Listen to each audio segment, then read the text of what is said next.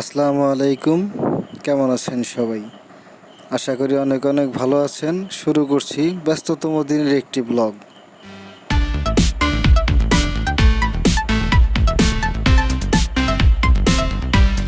আজকে সকালবেলা ঘুম থেকে উঠেই শুনতে পেলাম আমার কাছের এক ছোট ভাইয়ের গাড়ি রাতে ব্রেক মিস করে দুর্ঘটনার শিকার হয়েছে।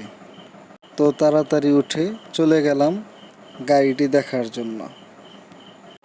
গাড়ির এই অবস্থা দেখে তাড়াতাড়ি আমরা রওনা দিলাম গ্যারেজের উদ্দেশ্যে। তো আমাদের উদ্দেশ্য রাবনা বাইপাসের গ্যারেজে যাওয়া। আজকে সকালবেলার পরিবেশটা ছিল একদম অসাধারণ। গাড়ি ড্রাইভ করছিল আমার ছোট ভাই, মাঝখানে ছিলাম আমি এবং কি পাশে ছিল আমাদের হৃদয়।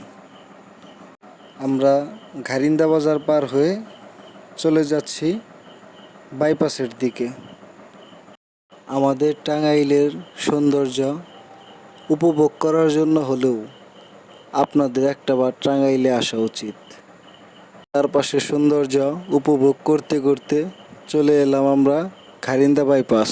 ঢাকা টাঙ্গাইল মহাসড়ক ধরে অল্প কিছু দূর এগিয়ে গেলেই পৌঁছে যাব রাবনা বাইপাস।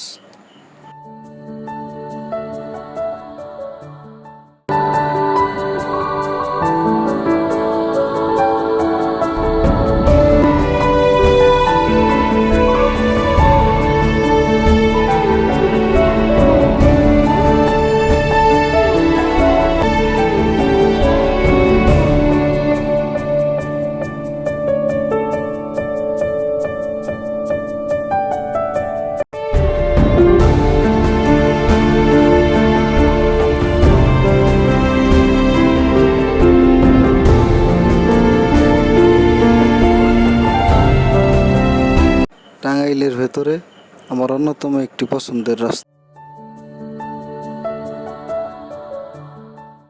পৌঁছে গেলাম রাবনা বাইপাস। আমাদের টাঙ্গাইলের পুলিশরা কিন্তু বেশ তৎপর।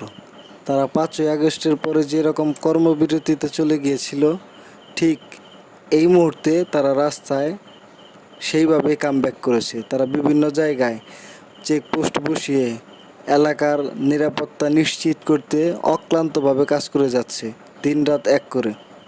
গাড়ির সব কিছু দেখে কাজ শুরু করার পরপরই শুরু হলো ঝুম বৃষ্টি।